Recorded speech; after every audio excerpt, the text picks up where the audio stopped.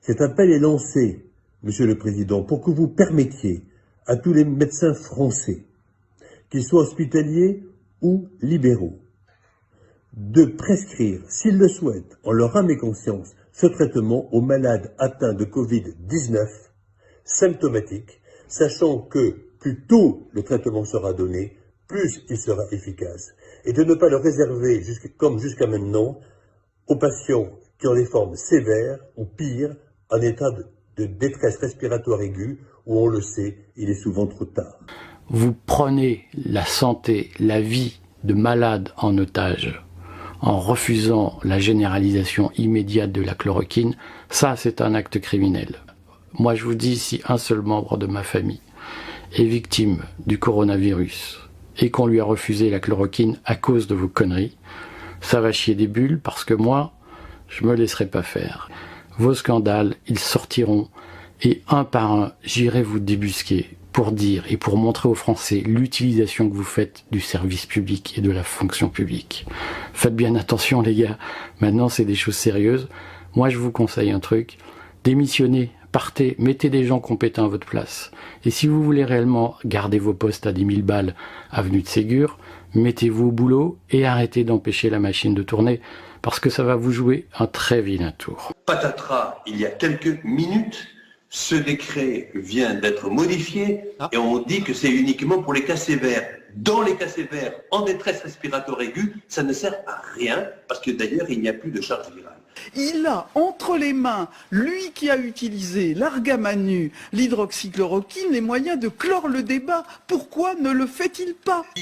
Il donne d'ailleurs le nombre d'hospitalisations, le nombre de morbidités, la mortalité, tous les jours. Il suffit que vous le regardiez, Roselyne Bachelot, dans son site, qui est officiel, d'ailleurs complètement officiel. C'est quand même assez hallucinant ce qui se passe. Encore croire ce que raconte le gouvernement. Comment les journaux, les journalistes peuvent encore passer les conférences de presse quotidiennes de ceux qui nous représentent et qui nous mentent maintenant depuis presque 2 mois. Et je tiens à repréciser, parce que je l'ai déjà dit, ça fait à peu près une semaine que je le dis, que les personnels soignants sont envoyés à la mort. Je vais faire tous les quotas. Stock, masque, stock, gants, tout est à prendre avec précaution. À partir du moment où on aura des patients qui vont arriver, ils sont Covid ou pas, on diagnostique plus, il n'y a plus les tests. Donc je répète, je ne veux pas d'arrêt. C'est les autres qui s'arrêtent pour vos enfants. Un personnel qui est Covid+, donc il a des signes qui sont supportables. On a le droit à 18 masques chirurgicaux par semaine et par professionnel. D'accord? Ces masques, ils sont valables, ils sont efficaces pendant 4 à 6 heures. Vous m'expliquez comment on fait pour travailler toute la semaine avec 18 masques qui durent entre 4 et 6 heures, quand en plus on doit en donner à nos patients qui sont potentiellement Covid. On en est réduit à la charité de certains milliardaires pour avoir un peu de gel hydroalcoolique. Mais c'est quoi ce bordel à la fin? C'est quoi ce bordel? Le président, il arrive la bouche en cœur, il dit « Vous inquiétez pas, mercredi, tout le monde sera livré ». C'est un mensonge. Et le droit de se taire. En dernière heure, Martin Hirsch lance un appel désespéré, mais toujours pas de chloroquine pour espérer baisser le flux des hospitalisés. La colère monte chez les médecins du Grand Est. L'heure est venue du décompte des suicides des désespérés et du décompte des morts illégitimes disparus sans traitement maximal. Le message pour les Français qui sont quand même très affolés par l'épidémie médiatique psychotique, c'est que c'est une infection réellement bénigne. On est parfaitement organisé dans les systèmes. Bon, chaque fois que je lis vos emails, ça me fait chaud au cœur. Je dis, punaise, tout n'est pas perdu. Tout le monde n'est pas devant TF1 et BFM. Et même, je vais vous dire un truc, avec cette crise-là, on est en train de voir vraiment, je crois que même ceux qui sont devant CNews, BFM et TF1 sont en train de s'apercevoir qu'il y a un truc qui cloche, quoi. C'est tellement gros, c'est tellement grand, que même eux, ils commencent à avoir du mal, quoi. On entend beaucoup de virologues issus de nulle part, très jeunes, passer sur des plateaux télé. Hein, c'est vous qui me le racontez, parce qu'en fait, quasiment toute cette émission, une grande partie va être faite uniquement grâce à vous, parce que vous m'envoyez des éléments. Donc vous me dites qu'il y a beaucoup de virologues qui passent et qui tapent sur le professeur Raoult, quoi. Un truc de fou, quoi. On ne sait même pas qui c'est, ils ont dû faire 0 publication, ils ont Mais pourquoi les journalistes arrêtez d'inviter des imberbes, quoi? Vous savez qui c'est, le professeur Raoult? Non, mais sérieux, sérieux, vous pensez que c'est qui quand j'entends certains témoignages, lui taper dessus, mais je sais pas moi, c'est le footballeur amateur de mon village qui se fout de la gueule de Ronaldo, quoi. C'est un truc de malade, on en est là, quoi. On en est là. C'est le type qui joue au foot le samedi qui dit mais Ronaldo c'est une chèvre, Neymar c'est une chèvre, Mbappé c'est une chèvre. Et les journalistes les interrogent. Mais il faut arrêter, arrêter. C'est qui, professeur Raoult? Je vais vous le dire. Le prix scientifique de la Fondation Louis D, qui avait cette année pour sujet l'étude du monde microbien, nouveaux concepts, nouvelles approches, est remis conjointement à M. Chris Bauler de l'Institut de biologie de l'École normale supérieure pour sa recherche sur la biodiversité des diatomées et à M. Didier Raoult d'Aix-Marseille Université pour son étude sur le répertoire des microbes du tube digestif et l'évolution de son activité antibiotique. Le biologiste et immunologiste Jean-François Bach, secrétaire perpétuel de l'Académie des sciences, nous présente dans un premier temps M. Raoult. Le jury du Grand Prix scientifique Louis D a décidé cette année de consacrer des recherches portant sur de grands ensembles microbiens étudiés par des techniques désormais accessibles, pour ne pas dire familières, fondées sur le séquençage du génome. Le prix est partagé entre Didier Raoult, professeur à l'université d'Aix-Marseille, et Chris Bauler, chercheur à l'École normale supérieure de la rue d'Ulm à Paris. Didier Raoult est docteur en médecine de l'université d'Aix-Marseille et docteur en sciences de l'université de Montpellier. Il dirige à Marseille un grand centre, CNRS INSERM, qui est intitulé Maladies tropicales et infectieuses émergentes, dans lequel travaillent 432 personnes.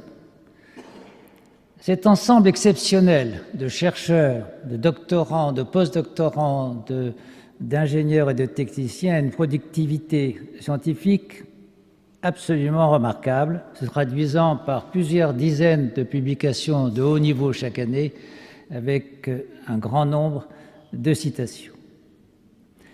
Lauréat de plusieurs grands prix, en particulier récemment du Grand Prix de l'INSERM, Didier Raoult est internationalement reconnu pour ses travaux sur les bactéries pathogènes chez l'homme, en particulier les bactéries responsables du typhus, les rickettsia. N'oublions pas que plus que les guerres, les infections bactériennes et virales sont responsables dans une large mesure du destin de certains territoires. Ils l'ont été dans le passé, ils le sont encore aujourd'hui. Je crois que là, tout est dit, quoi. Le gars, il dirige un hôpital avec 432 personnes dedans, reconnu dans le monde entier. Celui qui fait le plus de publications. Dans le monde entier, on reconnaît que c'est le meilleur. Et en France, on a perdu un mois, soi-disant parce que oui, on n'a pas fait de test en double aveugle. Ah, c'est quoi? C'est-à-dire, tu prends le type là qui est intubé avec le tube, et l'autre, tu lui donnes la chloroquine, et l'autre, tu regardes s'il guérit. Ah merde, il est mort. Ah punaise, oh là là. Ah ben voilà. Et non. Comme le dit l'équipe du docteur Raoult, parce qu'il n'est pas tout seul, hein, ils ont signé, eux, le serment d'Hippocrate. Ils sauvent des gens. Ils sauvent des gens. Ils n'attendent pas de voir si on est en train de mourir, si un effet placebo fait que on va pouvoir s'en sortir. Donc il y a à peine 2 jours, Olivier Véran, notre ministre de la Santé, a dit qu'il acceptait d'inclure la chloroquine, ouf finalement, oh punaise, un mois plus tard, dans les tests. Et hier, il vient d'annoncer que le Haut Conseil de la Santé publique, attends, c'est qui? Et qui dedans? A réuni cette société savante. Ah punaise, on utilise un terme, société savante. Alors déjà tous les gens là, ah ouais, c'est des savants, ah ouais, d'accord. Et recommande de ne pas utiliser la chloroquine. Donc quand on est sous le choc, on peut faire passer ce que l'on veut. On n'entend rien, On n'écoute rien. Et ce qui se passe aujourd'hui, en France, dans le monde, les gens n'entendent rien, n'écoutent rien. Sauf que les décisions qui sont prises en ce moment par le ministère de la Santé et le gouvernement Macron sur le traitement de l'hydroxychloroquine fait que des gens se posent des questions, parce que quand on dit « Ah ben non, il faut qu'on teste, ça marche pas », quand on met en doute la parole de 432 chercheurs de l'IHU de Marseille, qui étaient avant cette pandémie réputés comme étant les meilleurs au monde au niveau infectiologie, les seuls du reste en France, au désespoir des Parisiens,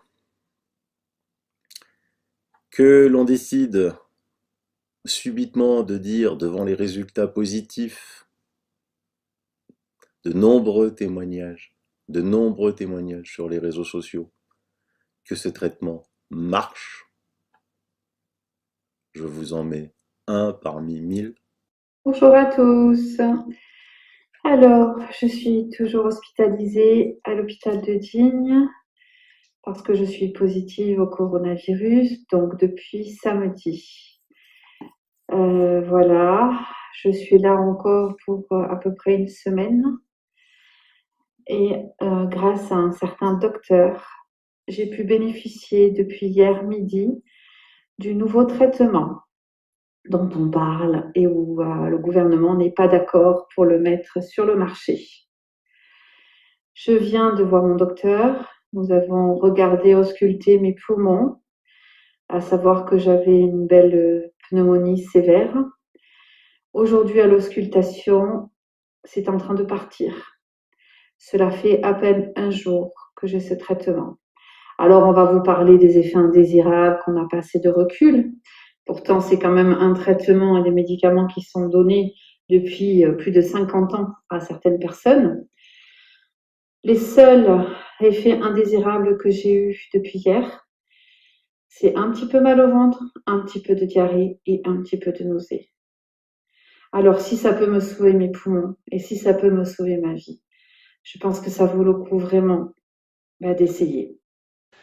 Nous avons fait un appel au président, j'ai fait un appel au président de la République, au ministre de la Santé. Il a été entendu hier parce qu'un décret est sorti disant que l'hydroxychloroquine pourrait être donnée à l'hôpital. Patatras, il y a quelques minutes, ce décret vient d'être modifié et on dit que c'est uniquement pour les cas sévères. Dans les cas sévères, en détresse respiratoire aiguë, ça ne sert à rien parce que d'ailleurs, il n'y a plus de charge virale. Enjeu de production et enjeu d'efficacité, le professeur Côme, Philippe Douste-Blazy, semble dire à ce stade, on ne voit pas d'effet. Alors, c'est très simple. Ce médicament ne fonctionne pas dès l'instant où il n'y a plus de charge virale. Or, on sait que dans les formes sévères et en détresse respiratoire aiguë, les malades sont vraiment au bout du rouleau. La chloroquine n'est plus un sujet. Donc si vous mettez de la chloroquine aux formes uniquement sévères, vous n'aurez jamais d'efficacité. Est-ce que c'est ça le but? J'espère que non. Mais ce que l'on sait, c'est que ce médicament, ça fait maintenant, je crois que c'est le médicament probablement dans le monde qui a été le plus donné. Il n'y a pas un seul médecin au monde qui n'ait pas donné de la nivaquine aux gens qui partaient depuis 60 ans en Afrique. Il n'y a jamais eu d'effets secondaires en dehors des personnes de plus de 80 ans, je suis cardiologue, qui ont ce qu'on appelle des torsades de pointe avec diminution du potassium, et donc, à la limite, faisons-le après un électrocardiogramme.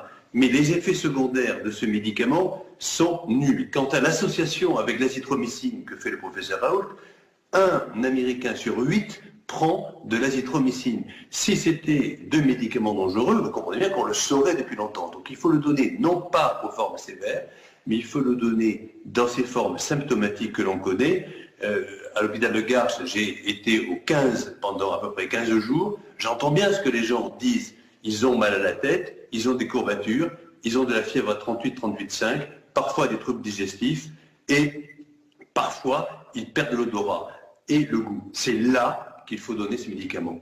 Pascal Perry. Peut-on aller jusqu'à dire, Monsieur Douste-Blazy, que les conditions fixées par le décret, les conditions d'utilisation, ont pour objectif de faire échouer cette voie de sortie. J'espère que ce n'est pas le cas, mais en tout cas, c'est absolument la condition qu'ils mettent, parce que on sait, et ce qui est intéressant, si vous voulez, c'est que les études sont faites maintenant, on connaît la charge virale. En réalité, quand on veut traiter une maladie infectieuse, qu'est-ce qu'on fait? Il y a un triptyque qui s'appelle dépistage diagnostic, ensuite calcul de la charge virale, et enfin, troisièmement, traitement. Et donc, s'il y a une charge virale importante, il faut traiter. S'il n'y a plus de charge virale, ça ne sert à rien de traiter. Or, il n'y a plus de charge virale dans les formes sévères. Philippe Douste-Blazy, le professeur Raoult, lui, donne la livaquine dans les conditions, l'hydroxychloroquine, je fais un mélange, donne l'hydroxychloroquine dans les conditions que vous préconisez, c'est-à-dire à des malades qui sont au stade du début, de début de l'infection au coronavirus. Il le fait depuis plusieurs semaines. Pourquoi refuse-t-il de donner les données brutes de ces études? Ça réglerait la question d'une manière définitive. Il semble cultiver le secret. On se demande pourquoi. Cette affaire-là est extrêmement étrange. Il alimente lui-même les théories du complot en donnant des études fragmentaires, en éliminant de ces études un certain nombre des cas qui le gênent. Vraiment, il faut sortir de cette affaire-là par le haut. Que Didier Raoult donne ses études, donne les données brutes, qu'il accepte de se faire examiner par ses pairs. C'est vraiment le b.a.-ba de la recherche médicale. Il a entre les mains, lui qui a utilisé l'argamanu, l'hydroxychloroquine, les moyens de clore le débat. Pourquoi ne le fait-il pas? Mais Roselyne Bachelot, c'est exactement ce qu'il fait tous les jours, puisque les premières personnes qui sont en contact avec le professeur Raoult, c'est justement le ministère de la Santé, c'est justement le ministre de la Santé avec lequel il s'est entretenu, c'est bien évidemment avec la Direction générale de la Santé, et d'ailleurs, je crois que dans quelques jours, ou quelques heures, ou quelques jours, il va justement, maintenant il y a plus de, je crois, 600 ou 700 malades, il va présenter des résultats, mais quand il donne d'ailleurs le nombre d'hospitalisations, le nombre de morbidités, la mortalité, tous les jours. Il suffit que vous le regardiez, Roselyne Bachelot, dans son site, qui est officiel, d'ailleurs complètement officiel. Et vous verrez que le taux de mortalité qu'il y a aujourd'hui à Marseille est bien inférieur au taux de mortalité que nous avons en France. Alors, je suis épidémiologiste. Je suis le premier à vous dire que l'essai clinique qu'il a fait, et c'est d'ailleurs la raison pour laquelle tout le monde va vouloir lui tomber dessus, c'est que c'est un essai clinique qui est fait dans des conditions, en effet, dans lesquelles nous sommes, c'est-à-dire une catastrophe sanitaire où il faut aller vite et où l'essai clinique parfait arrivera dans 3 semaines, 6 semaines. Mais entre-temps, moi je vois arriver les malades qui sont en réanimation, puisque la chloroquine n'a aucun effet secondaire, ou presque, vous m'accorderez, et l'azithromycine aussi, en période de guerre comme en période de guerre, on a une charge virale qui baisse avec ce médicament que on le prescrive. Vous avez compris. Les soi-disant spécialistes qui passent sur le plateau, payés par les labos, continuent à remettre en doute le traitement qui est fait à l'IHU de Marseille. Donc qu'est-ce qu'ils disent? Oui, ils ne publient pas les résultats, oui, ça a été fait un petit peu en dehors de toute déontologie. Ah oui. En guerre comme en guerre, mais hélas pour eux, ils ont publié une nouvelle étude portant sur 80 patients. Et on apprend des choses quand même assez fantastiques. Regardons ce tableau. Dans le monde, c'est les chiffres à hier, 565 502 cas confirmés, 26 262 morts. À l'IUHU de Méditerranée Infection, nombre de tests réalisés, 41 080. Nombre de patients APHM testés, 15 000 à l'IHU, 15 256. Nombre de patients positifs, 1836. Nombre de décès, 13. À l'IHU Méditerranée Infection, nombre de patients traités à l'hydroxychloroquine plus azithromycine, 870. Nombre de décès, 1. Je pense qu'avec ce tableau, tout est dit. Mais il n'en a pas fini.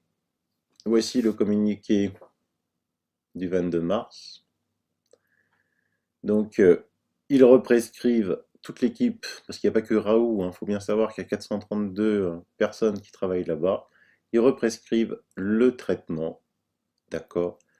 Association d'hydroxychloroquine, 200 mg x 3 par jour sur 10 jours, azithromycine, 500 mg le premier jour, 250 mg par jour pour 5 jours de plus, dans le cadre des précautions d'usage de cette association, avec notamment un électrocardiogramme.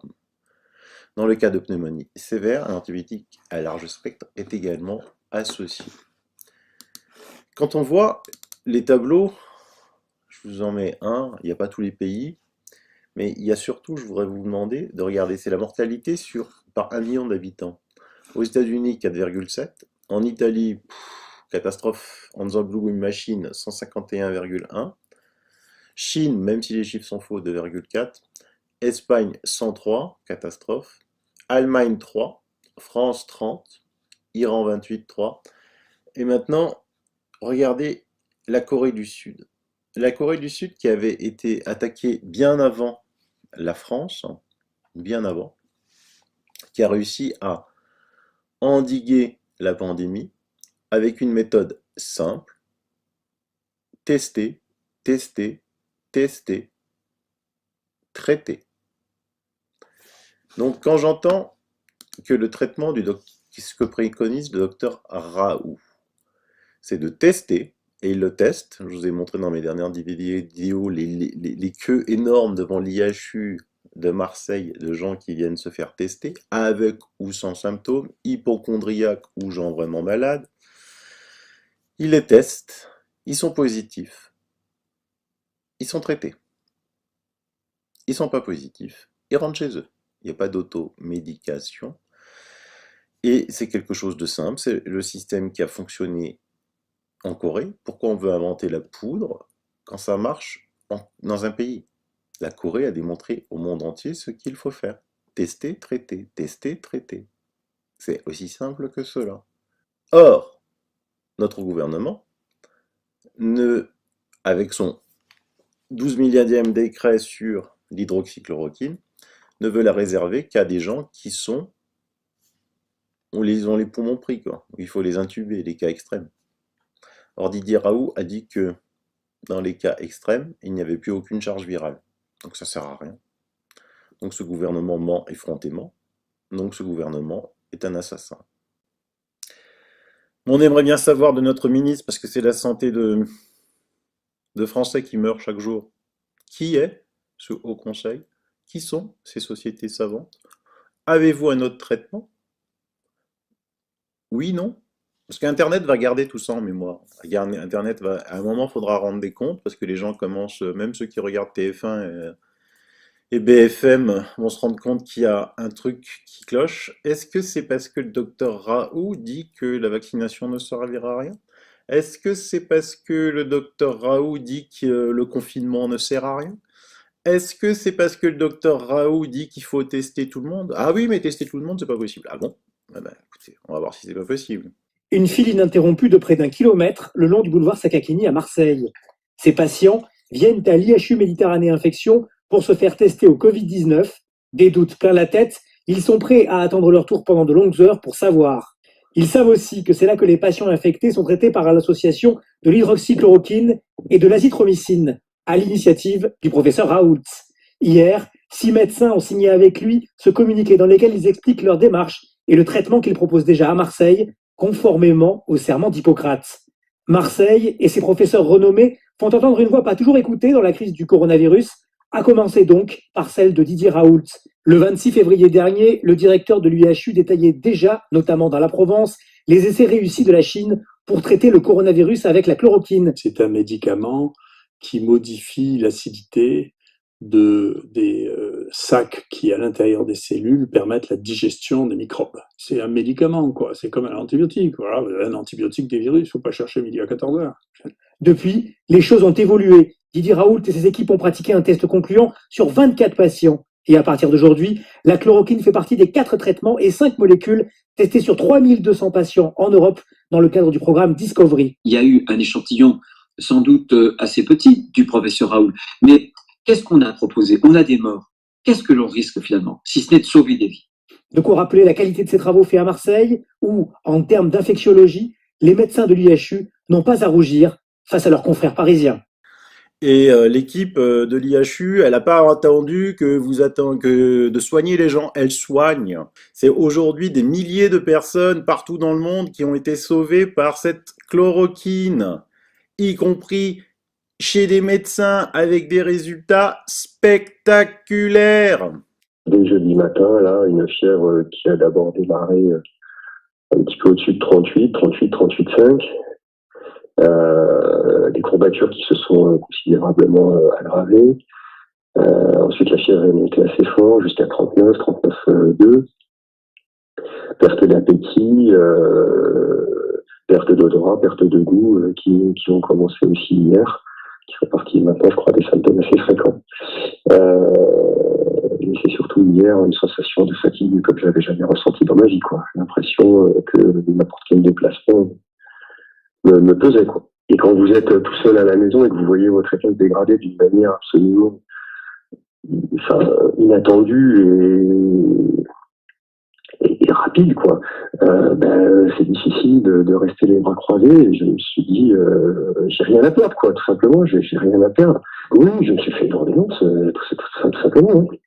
Et l'évolution a été incroyable. Jamais j'aurais pensé être dans l'état dans lequel je suis aujourd'hui, quand je vois l'état dans lequel j'étais hier. Et ce type d'évolution n'est pas décrit par les malades qui sont symptomatiques au Covid-19. C'est une évolution qui se fait sur, en général, 15 jours, 3 semaines, avec une fatigue prolongée. Je ne m'attendais pas à une évolution aussi impressionnante. Et je ne sais pas si c'est ce médicament. Je n'ai pas la preuve scientifique et je ne l'affirme pas.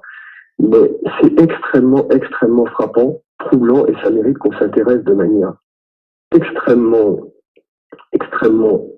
forte à ce médicament, au protocole qu'a mis en place l'équipe du professeur Raoult. Pas d'automédication, en soit qu'il y a des risques cardiaques pour certaines personnes à prendre de la chloroquine.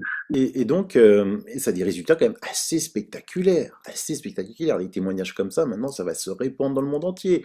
Vous allez trouver sur ma page Facebook, allez-y, c'est en public, des témoignages de Belgique, de Suisse, de partout, ça tombe.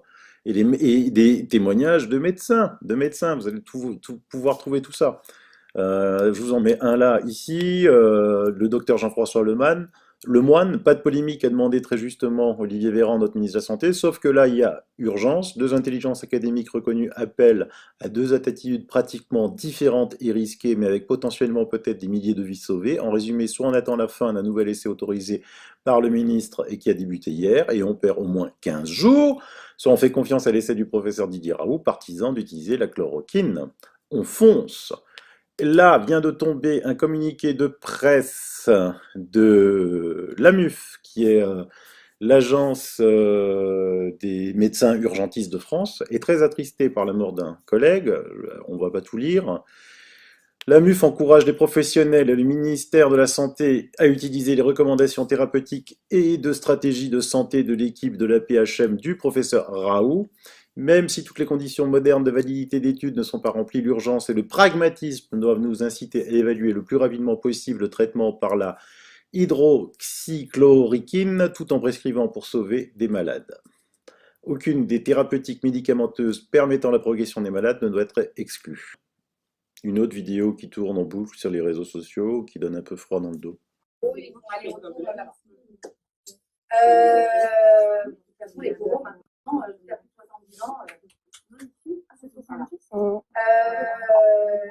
j'ai besoin d'avoir l'inventaire complet de masques à haute concentration.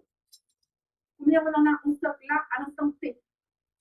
Il faut que les chambres, quand je vous demande de les surveiller, elles soient checkées, mais checkées au pouillem près. Ça veut dire qu'il y a une fissure sur le bocal d'aspiration, je veux le savoir.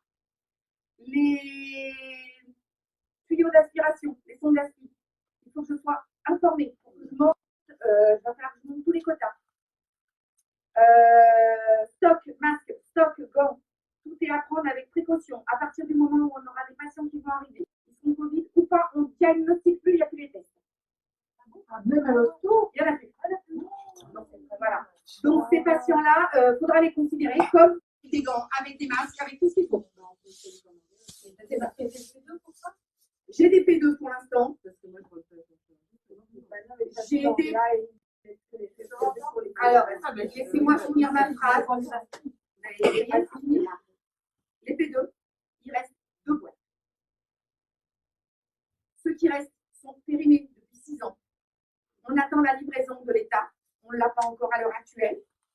Donc, on aura ce qu'on aura. Apparemment, selon le réanimateur, M. Santoli, avec qui j'étais en réunion là, juste avant, c'est pour ça que je ne suis pas venue. Le masque, en tant que tel, tant qu'il est emballé dans son emballage, il ne périme pas, il est toujours efficace. Le seul truc qui peut arriver, c'est que les élastiques qui battent la campagne. C'est le caoutchouc qui se délite, en fait, avec le temps. Donc, on aura juste des systèmes d'accroche où,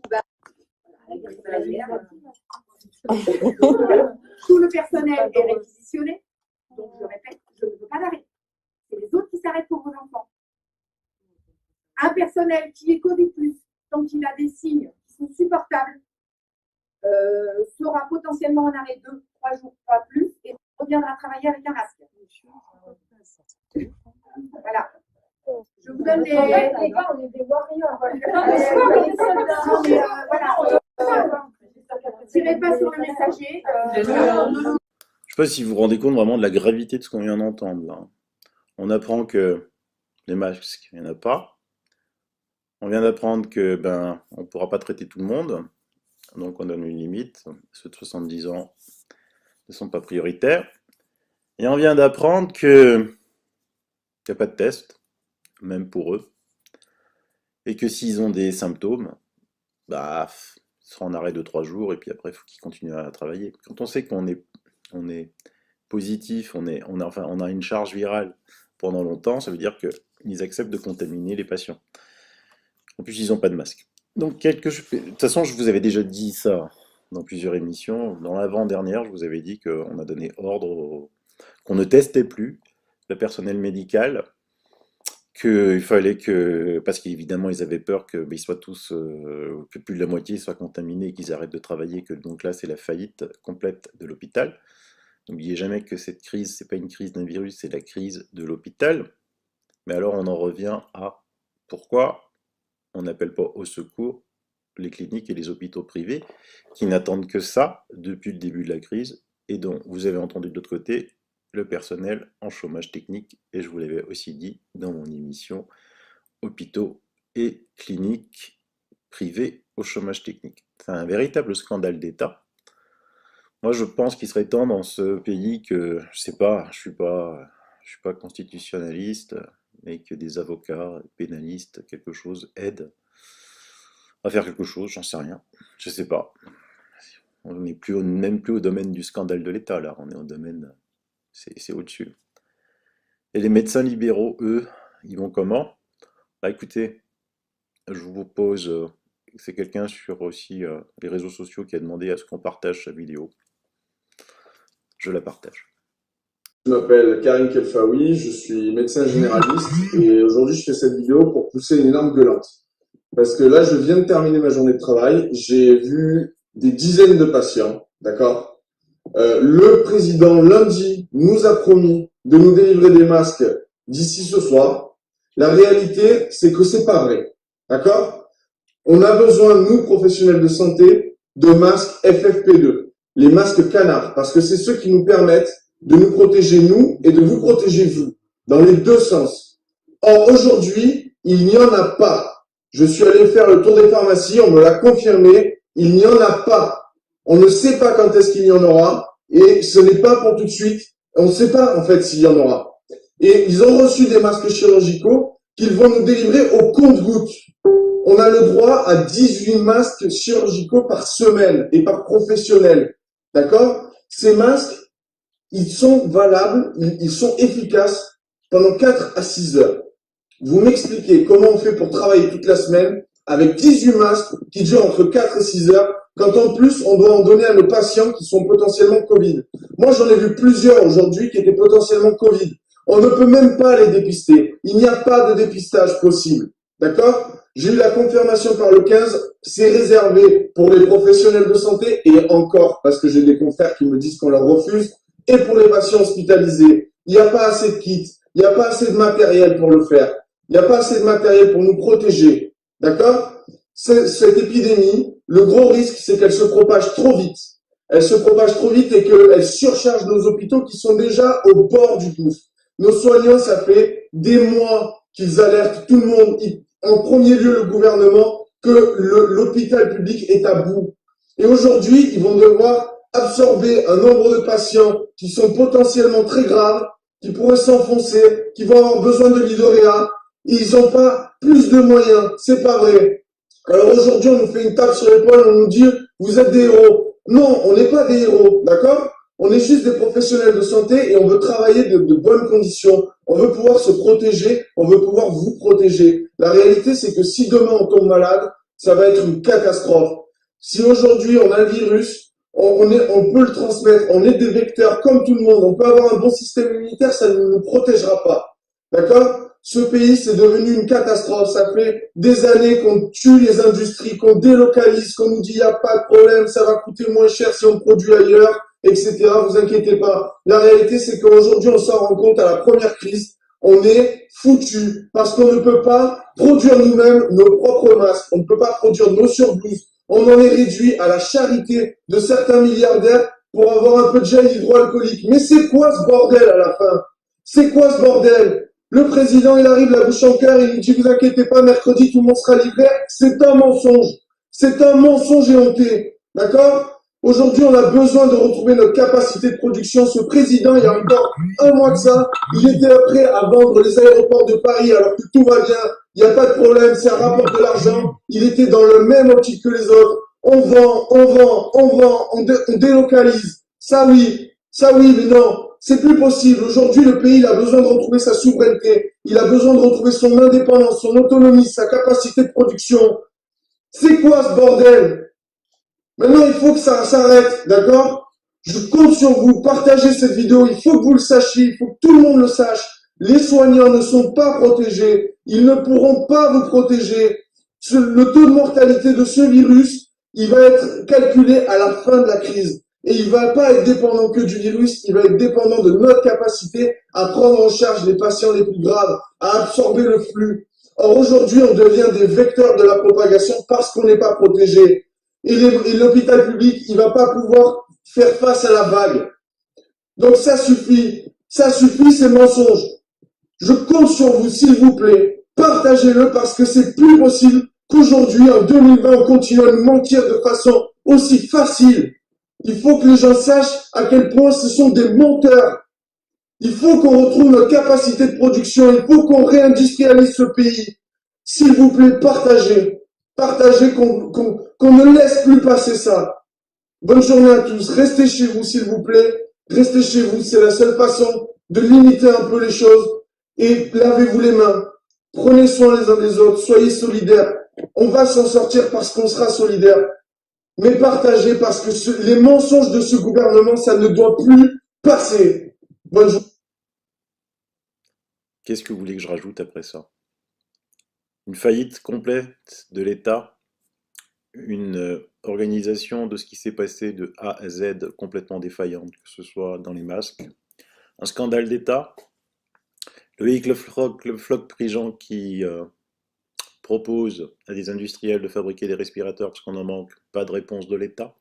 À partir du moment qu'il publie une vidéo sur les réseaux sociaux, l'État le lendemain commande.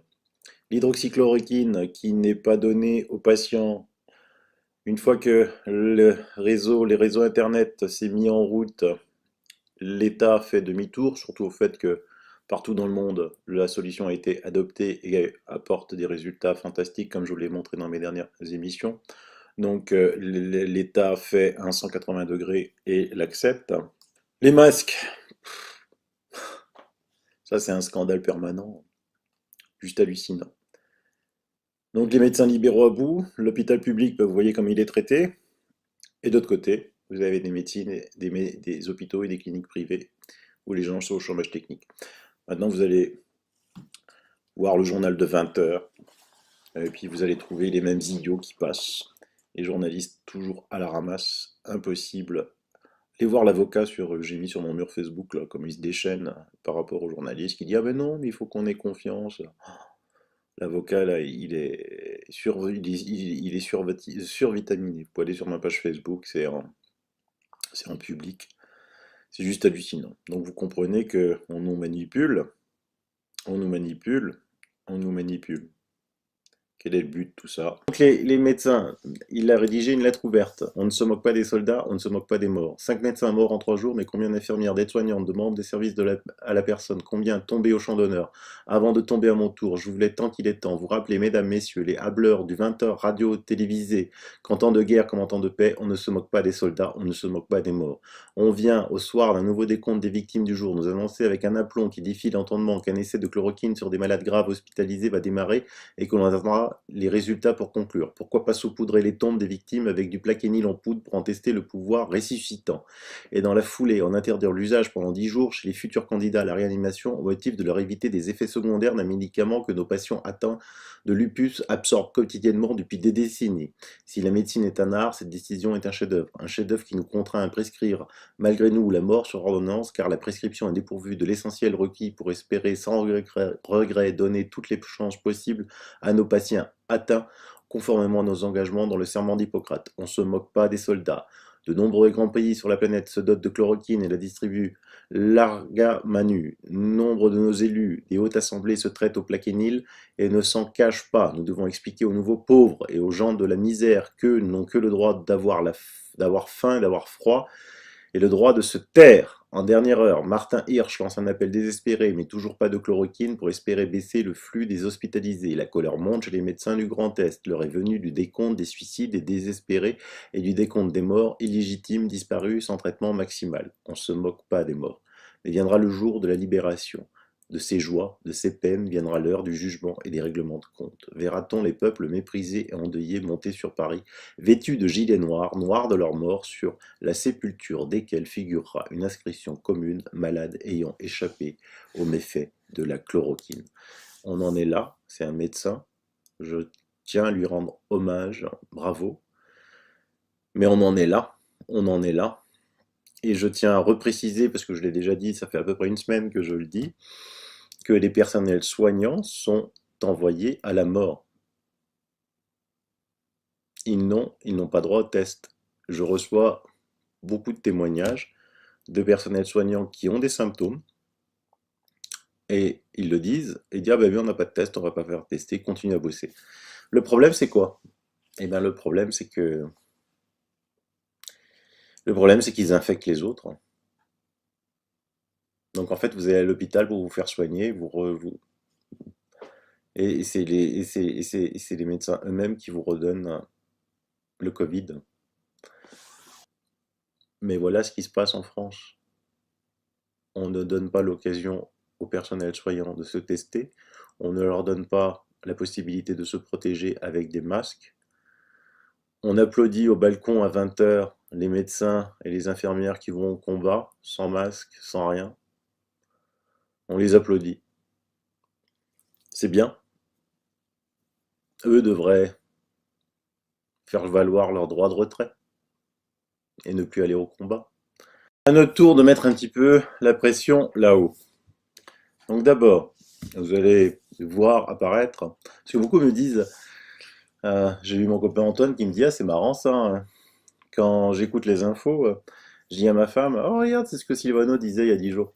Ouais, donc là je vais vous dire que ça va continuer sur les plateaux de télé à tuer Raoult, à tuer son remède, que beaucoup de gens vont dire, ah ben nous on le teste, ça marche pas, hein. Donc là, j'ai un abonné qui m'écrit, et je suis totalement en accord avec lui, les tests engagés par l'État de l'hydroxychloroquine ne suivent pas le même processus tel que le professeur Raoult les préconise. Les autorités parlent déjà qu'ils seront négatifs alors qu'ils n'ont pas le résultat final. En effet, comme l'espèce de ministre qu'on a l'a affirmé, il autorise le traitement, mais uniquement pour les cas graves, alors que le professeur Raoult a bien précisé que ce traitement ne faisait que réduire, voire stopper la prolifération du virus dans notre corps et donc éviter la contamination entre patients, ce qui enrayerait la maladie, et qu'il devait être administré au début de la maladie et si possible dès sa détection. Le traitement ne fonctionnera pas dans ce sens, donc encore un gros foutage de gueule, ceci n'est plus de l'incompétence, c'est volontaire, cela fait bien partie du plan, oui, oui, oui, oui. Donc, messieurs les médecins, messieurs les soignants, vous avez fait un serment d'Hippocrate.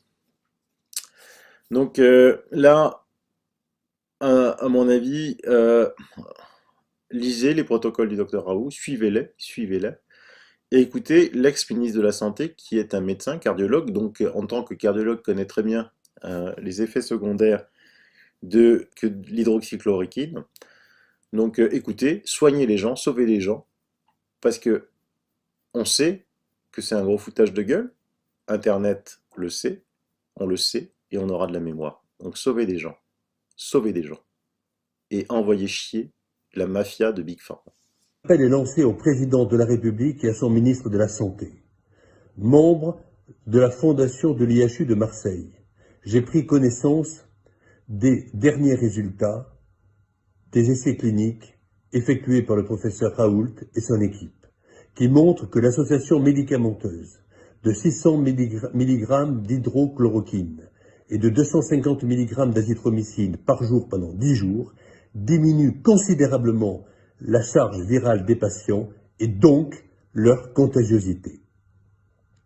Cet appel est lancé, Monsieur le Président, pour que vous permettiez à tous les médecins français, qu'ils soient hospitaliers ou libéraux, de prescrire, s'ils le souhaitent, en leur âme et conscience, ce traitement aux malades atteints de Covid-19 symptomatiques, sachant que plus tôt le traitement sera donné, plus il sera efficace, et de ne pas le réserver, comme jusqu'à maintenant, aux patients qui ont des formes sévères ou pires, en état de détresse respiratoire aiguë, où on le sait, il est souvent trop tard.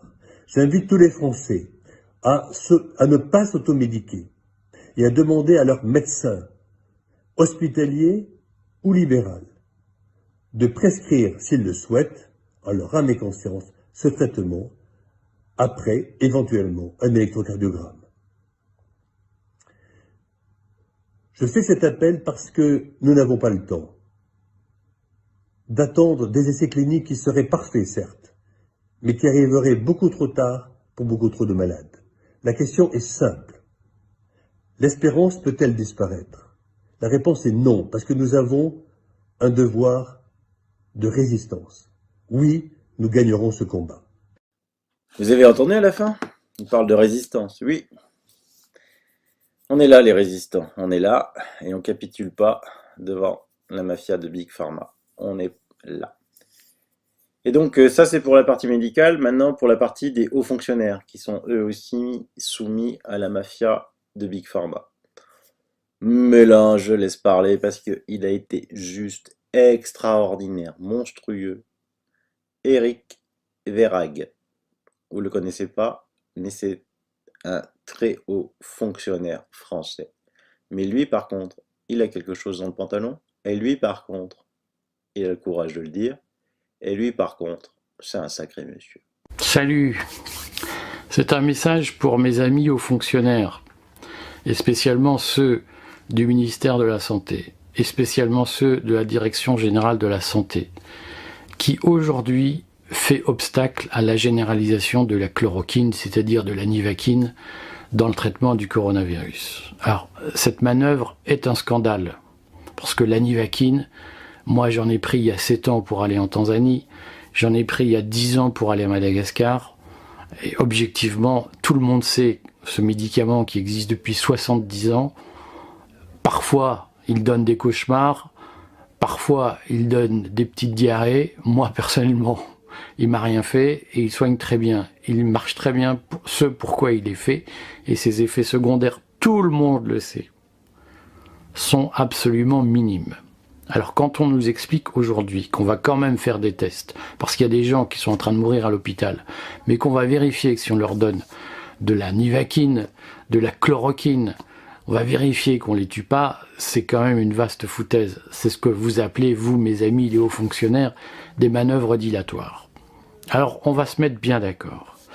Parce que il y a une théorie, une rumeur qui court, que j'ai pas écoutée pour l'instant, sur le fait que les obstacles que vous mettez à Didier Raoult et à la chloroquine fabriquée en France par Sanofi et offerte par Sanofi, on dit que les obstacles que vous mettez à ça, c'est pour protéger un vaccin qui serait en préparation dans un laboratoire chinois avec lequel l'INSERM aurait fait affaire. INSERM, anciennement présidé, tout le monde le sait maintenant, par l'ancien ministre, le mari de l'ancienne ministre de la Santé.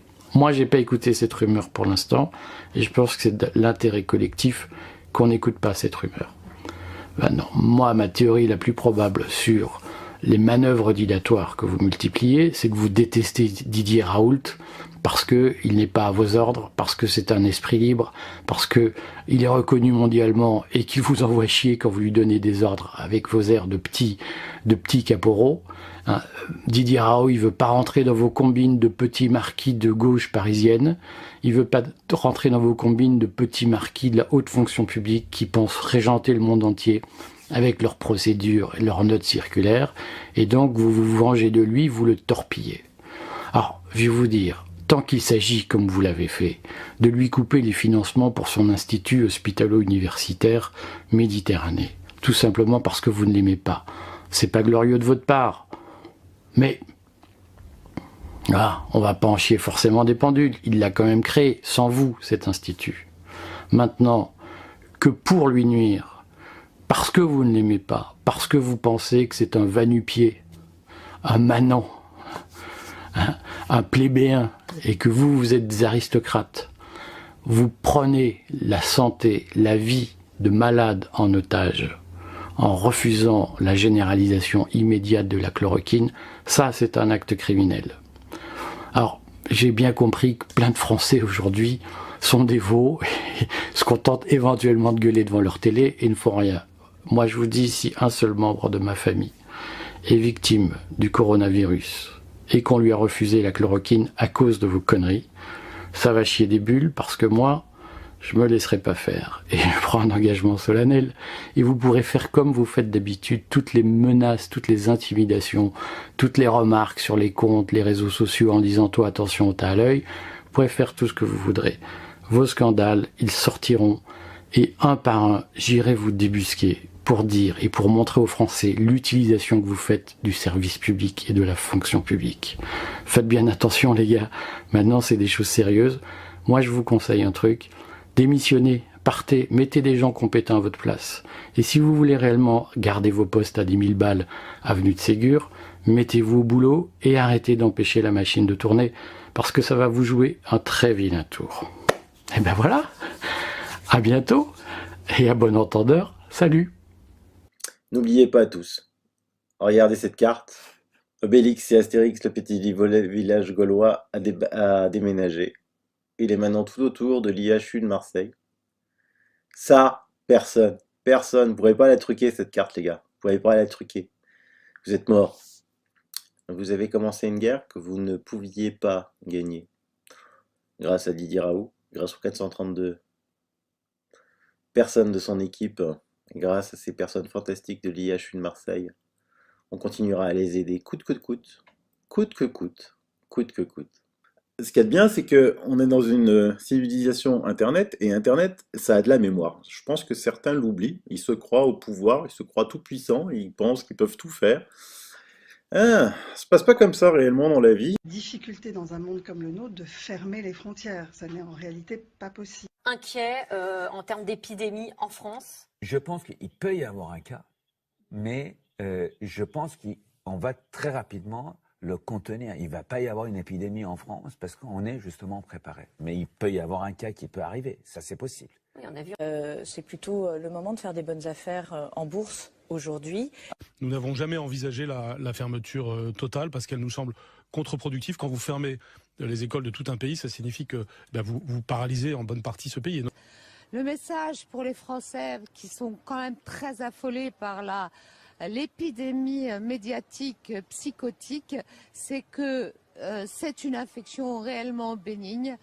On est parfaitement organisé dans les systèmes hospitaliers. D'arriver, on ne va pas fermer toutes les écoles de France, comme quand il y a une épidémie de grippe en France, on ne ferme pas toutes les écoles de France. De personnes. Mais ils peuvent sortir pour aller faire leurs courses. Et franchement, s'ils peuvent sortir pour aller faire leurs courses ou pour faire une promenade, on ne voit pas pourquoi on leur dénierait le droit d'aller voter, ce qui est quand même... Vous êtes inquiet, vous, personnellement? Non. Non seulement, je suis absolument pas inquiet. Bon, c'est un virus de plus. C'est, on le dit souvent, c'est une forme de grippe. Je suis pas très inquiet parce que... La prise d'importation de cas depuis Wuhan est modérée. Il est maintenant pratiquement nul puisque la ville, vous le savez, est isolée. Les risques de cas secondaires autour d'un cas importé sont très faibles et les risques de propagation du virus dans la population sont très faibles. Pas de risque de pénurie de masques? Non, il n'y a pas de risque de pénurie. D'abord, pour les masques dits chirurgicaux, les bleus un peu plissés, en fait, on a des stocks d'État qui ont été réalisés dans des mandatures précédentes, donc ils sont renouvelés, on les a et on les déstocke progressivement pour s'assurer d'un bon achalandage. Nous devons aujourd'hui éviter 2 écueils, mes chers compatriotes. D'une part, le repli nationaliste. Ce virus, il n'a pas de passeport. Ces masques donc ils sont livrés très régulièrement et les personnels des EHPAD font partie des personnels cibles. Mais vous reconnaissez qu'il en manque? Les personnels soignants dans les hôpitaux. Et le ministre non, je ne reconnais pas qu'il en manque.